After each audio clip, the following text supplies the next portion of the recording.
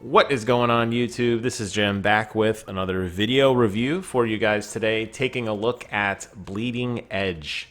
Now the footage you are seeing here was streamed from my Xbox One X on Mixer, and then I subsequently downloaded it, and I'm adding a voiceover to it. So you may see some weird artifacting from time to time, where everything gets really pixelated or digitized. That is not how the game is played. That is just an artifact of how I am getting this video content to you guys today. So let's talk a little bit about Bleeding Edge, what I think about it, how it plays, all that wonderful stuff. This game was first introduced a couple years ago, and it was announced that it would be coming to us from the guys over at Ninja Theory, which is interesting because Ninja Theory was definitely has been known for a lot of melee-heavy games. Heavenly Sword, DMC, Devil May Cry, and Hellblade: Senua's Sacrifice. So when I heard that they were going to be putting together a MOBA, which is a massive online battle arena, I was pretty excited. And I finally got to play it, and I was somewhat active, I should say, on the beta. I didn't really talk about it much then. I kind of wanted to wait to see what the final product was. And here we are now. So what is this game about? Well, it's a 4 versus 4 competitive game that puts you in different team-based battles. Standard modes that you are familiar with in other games, such as Control, where you stand on a point and every couple seconds you get credit, and then the first to so many points wins. They also have this other mode that they call the Power Core. And the Power Core basically is where you are going to grab an item and you have to bring it back to a check-in point. All of these modes are designed to force you to fight.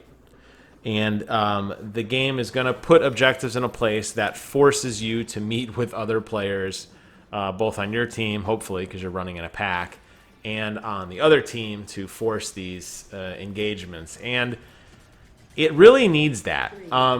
My biggest problem, there's a couple problems I have with this game. I'm not going to say I hate it. I do enjoy it, and I do want to continue playing it. And I will continue playing it, and we'll see how it progresses. But it's got a lot of fundamental issues, and I guess I'll focus on some of those right away. And then I'll talk about some of the other things that I like, as you just kind of see some of this gameplay in the background. For the record, this particular gameplay, I am playing as a healer. She is a melee healer, so she has a weapon. She has a stun, which is really, really nice. You'll see me stun people quite a bit. It's great for pickoffs. And then I have a healing, and then my ultimate is this giant beam of healing. Actually got MVP on this game. I really wrecked the other team. I think a lot of it had to do with the fact that they were not playing as a team, and we were. So my first criticism of the game, it just happened, and you're going to see it happen quite a bit, is the netcode in this game is very poor. The animations and everything are extremely fluid. When you play the tutorial, it's definitely hitting a nice 60 frame a second mark. I think the art style is very pretty. It's very fluid in its combat, its movement, its camera. I never felt like there was any lag in any of the attacks I was doing or anything like that. Unfortunately, because of the bad netcode, you have some incredibly poor hitching occurring at very pivotal times. And you'll see as I'm running around, not both my allies and the enemy players sometimes appear to teleport. They will jump a couple feet, they'll rubber band back. For a melee-heavy game, thankfully this game has a pretty good sense of auto-lock. However, you are going to see there's a lot of times where the game just can't keep up with all the characters on the screen, and it gets really, really ugly.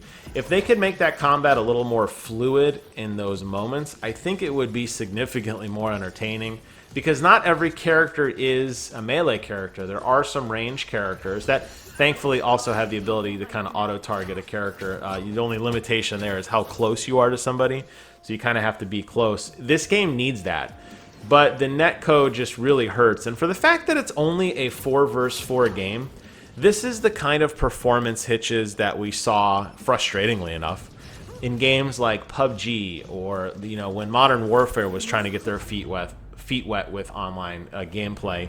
with large amounts of players. But in terms of a small game where it's very intimate in terms of your multiplayer, 4 versus 4, this game really does not perform very well on that netcode piece, which is frustrating. The frame rate and everything seems to be fine.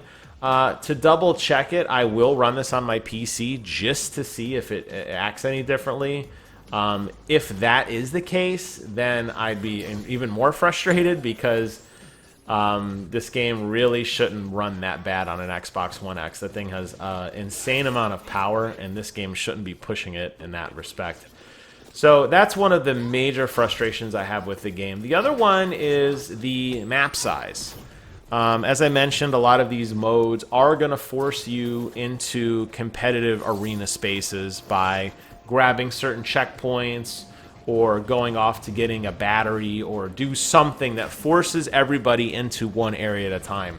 And a lot of times, this game may be more of a rare exception, but in a lot of the games that I've played about 6 now, what ends up happening is you have quite a bit of lull where you're not engaging with anybody because you're off doing the objective or running around and collecting health orbs, or they have these power-ups that you can break that'll increase your attack or whatever for a while. And you're not getting really a lot of engagement. You know, a smaller map size, even games like Defense of the Ancients, Heroes of the Storm, while there are predefined lanes of movement, the reality is you are always constantly engaging with enemies. You're constantly looking at your map, making sure you're not getting picked off.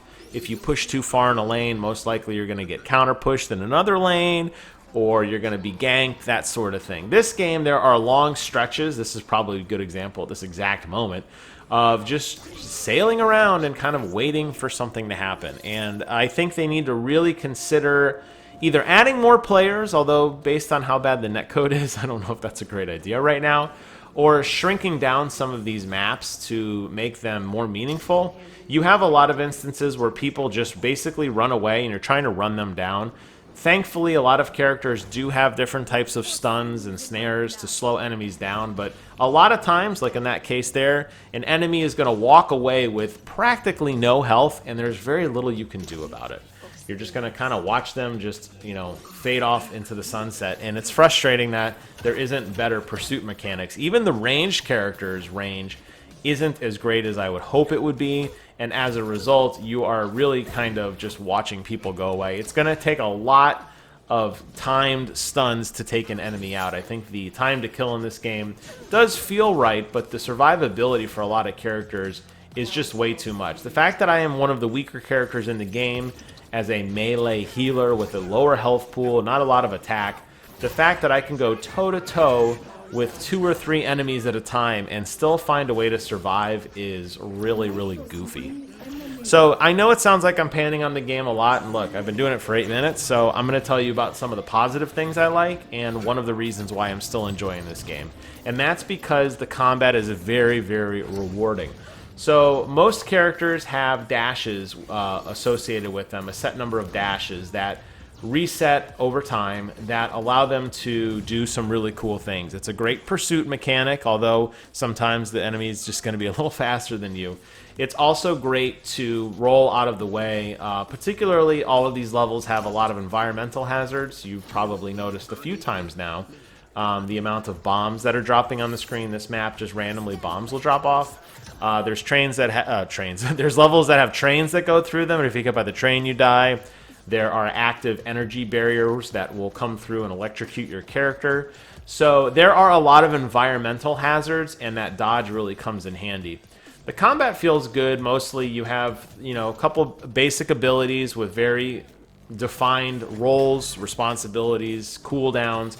You kind of know what your place is going to be in every battle. And I know in this particular battle, my place primarily is the healer, but because I do have a stun, I am also, with a melee, I am more of a frontline healer.